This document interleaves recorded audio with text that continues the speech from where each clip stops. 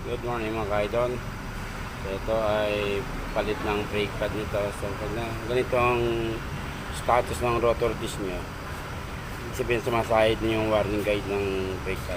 Kaya kailangan na pa-replace yan at palitan ng brake pad, ano? Kasi yung kanyang warning sayad na, at mainit bagong palas. Ayan.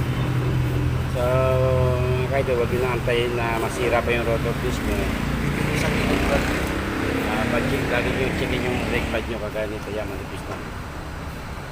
Yan. So yung guhit na puti yan ay sa warning guide ng brake pad. So ito naman kabila sa right side, medyo okay pa naman, hindi pa naman siya sumayad yung warning guide ng brake pad, kaya makinis pa. Pero siyempre ano natin ito, repace, sabay-sabay natin lahat ito para pantay yung kapal.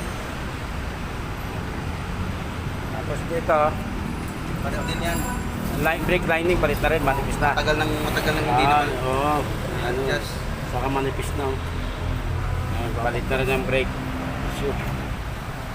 Tapos tol, ano na rin to, brake drum nya, papa-repace na rin, no?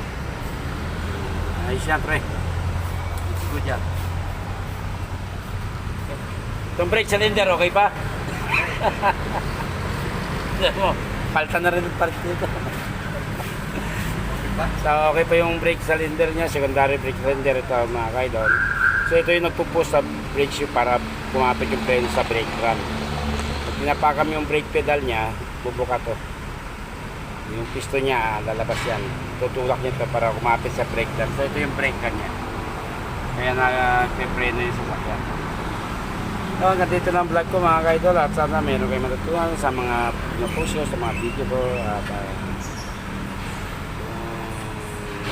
kung mga basic na problema lang ay kaya nyo nang ayusin.